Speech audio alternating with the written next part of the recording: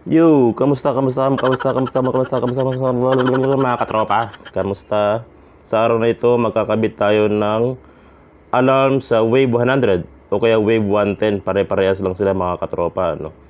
Mga katropa, meron tayong modification sa kanyang starter, para mag-start siya sa remote. Kasi yung iba nagtataka, bakit may ayaw mag-start sa remote, no? Pero sa push button nag-start siya. So, mag-modify tayo sa kanyang starter, i-reverse natin yung kanyang supply sa positive. Okay? Simulan natin ang ating pagwawiring mga katropa, no? Ingat sa pagwawiring.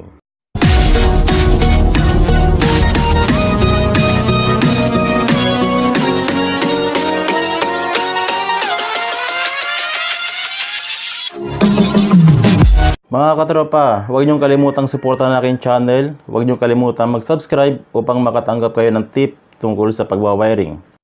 Okay naman mga tropa, kung malapit lang kayo sa Lingayen, Pangasinan, Artacho Street, pwede niyo akong sadyain dyan sa repair shop upang magpa-wiring kayo ng personal sa akin sa inyong mga motor. What's up mga katropa?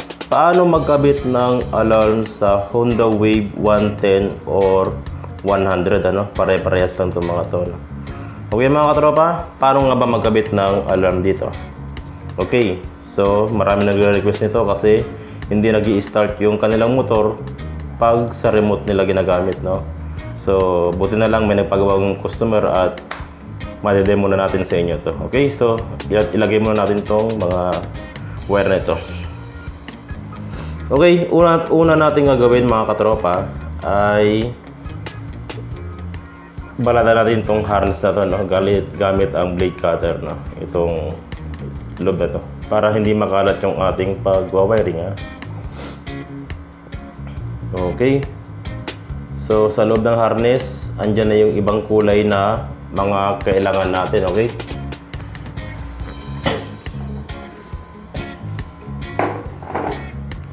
Okay, ang uunahin natin mga katropa ay itong dalawang dilaw, Itong dalawang dilaw, ito yung sa flasher ng motor ng signal light, Itong unang dilaw ng alarm mga katropa, unang yellow wire ng alarm, ilagay natin siya sa kulay orange na wire, Ayan yung signal light ng kaliwa, ng Honda Wave.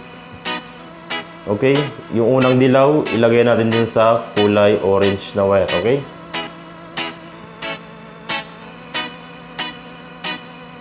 Mga katropa, abangan nyo yung paano mag-conversion sa starter niya, Kasi i-reverse natin yung supply ng starter, Kasi yung starter ng Honda Wave ay negative ang supply. Samantalang ang blue wire ng alarm ay positive. So, kailangan natin siya i-reverse, okay? So, itong pangalawang dilaw, mga katropa, pangalawang dilaw ng alarm, ilagay natin siya sa light blue na wire ng motor, Yung light blue ng wire ng motor, ito naman yung signal light sa kanan ng Honda Wave, okay?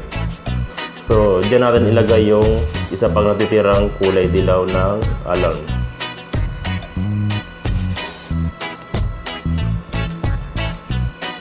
Okay mga katropa, yan yung dalawang dilaw, sa orange at light blue. Ang susunod natin mga katropa ay itong black wire ng alarm, ilalagay natin sa green, green wire ng motor.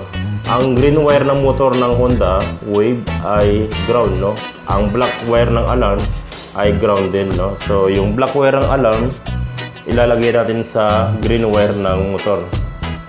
Okay? So ayan.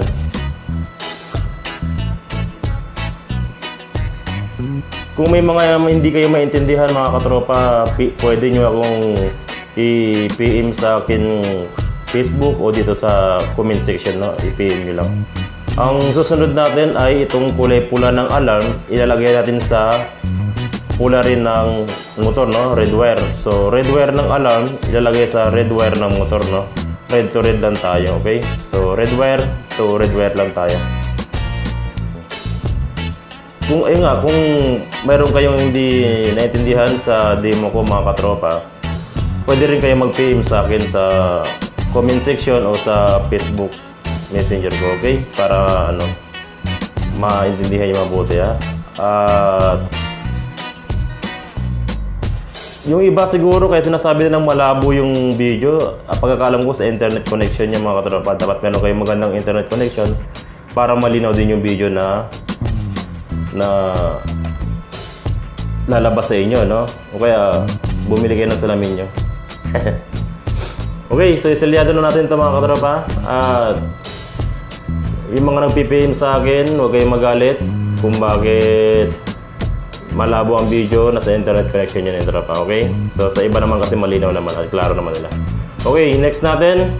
Pero kung may mga tanong kayo, mas magandang magtanong na lang kayo kaysa magalit kayo. Okay? O, next natin ay kulay blue na wire, no? Yung kulay blue ng wire ng alarm mga katropa, ilagay natin dito siya sa yellow na mayroong lining na red, no? Yung yellow red, no? Ayun yung trigger nung starter relay ng alarm, no? Ang starter relay nito mga katropa, starter relay, ano, negative yung trigger niya. So itong ating alarm is positive. So magre-reverse tayo ng kuryente rito, no? Kung itong hanapin niyo yung ano, katabi ng yellow na mayroong lining na red, hanapin yung itim, no? Ayan, itong tinanggal ko.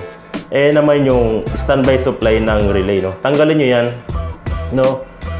Tapos mula dun sa papuntang U-box, no, yung kulay itim na wire papuntang U-box, dugtungan natin ng wire yan mga katropa. Tapos ilagay natin siya sa ground, no. Ilagay natin sa ground. Bakit natin ilalagay sa ground? Para yung magiging trigger natin hindi na ground, no. Ang magiging trigger natin ay positive na. Kasi yung trigger nga ng alarm ay positive. At ang trigger ng Honda Wave ay negative. So i-reverse natin siya. Gagawin natin positive na lang ang trigger, no. So itong kulay itim na wire, no, galing U-box mga katropa, ha. Tignan niyo mabuti. Kailangan galing U-box, no. Ilagay natin siya dito sa ground, no. Okay? So imbis na yung standby na trigger niya ay negative, ay positive, gagawin natin standby niya ay negative na, ano. So ang magiging trigger na natin sa pindutan ay positive na, at ang trigger mula sa alarm ay positive na rin, no. Okay, sana maliwanag yan. Pero kung mayroon kayo hindi maintindihan, mag-comment lang kayo at sasagutin ko naman kagad kung anong gusto nyong itanong. Okay, so yan, mula dun sa U-box na itim, inilagay natin sa ground, no. So ang susunod natin yung kulay orange ng alarm, no. Yung kulay orange ng alarm, dito natin siya ilagay dun sa itim, no, kung saan naman natin tinanggal yung nilagay natin dun sa ground, no. So tanggalin natin itong cover na to at dyan natin ilagay yung orange ng alarm, ano. Ilagay natin sa kulay black wire ng motor, no. So orange ng alarm ilagay sa black wire ng motor, no. Pwede nyo ring ikabit doon sa kung saan natin tinanggal yung galing relay, no, yung nilagay natin sa ground. Okay?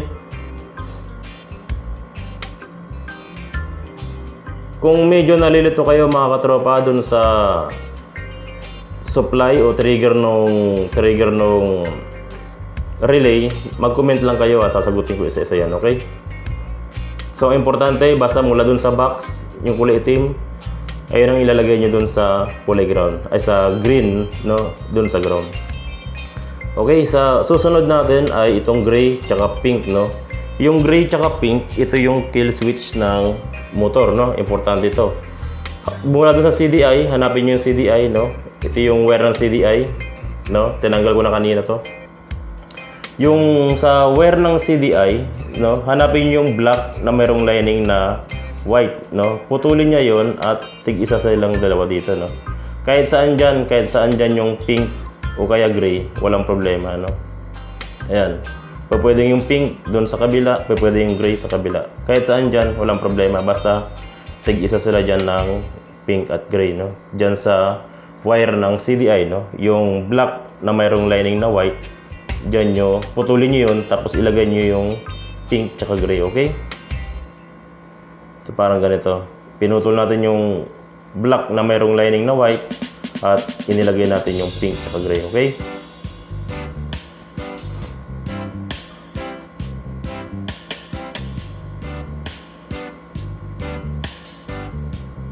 So, okay na. Doon sa taas mga katropa, meron pa tayong i-modify doon ha. Kasi di ba, naalala nyo, nag-reverse nga tayo ng supply ng trigger ng relay para umandar. Doon sa taas, ang supply din nun ay kulay green, no? Negative pa rin ang supply nun. So, i-improvise natin yon para maging positive yung supply ng taas doon sa pindutan ng starter, okay? So, yan, selyado na. Okay? Ito yung importante, itong black na to, nagaling U-box, na ilagay na natin sa kulay green. So, naging negative na siya. At ang magiging trigger natin ay positive na, ano? Okay? Kasi ito mga to, selyado nyo yan, mga yan, naka-open yan, mga live yan, mga yan. Ito, live to. No? Tapos dito, sa taas, magmo-modify tayo, no?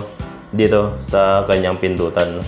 I-modify natin yan. Kasi ground pa rin yung supply niyan. So, tanggalin muna natin ito, no? Itong cover. O, di ba, kung mapapansin nyo, ang sabi ko sa inyo, ang supply ng starter ay ground, no? Ito, yung green, no? Kaya tayo nag-iba ng supply, no? Ang gagawin natin, puputulin natin yung green wire, no? Putulin natin. Okay? Pagka-cut natin, dugtungan natin siya ng wire at ilagay natin siya dito sa black wire, no? Dito sa relay, mayroong black wire dito eh.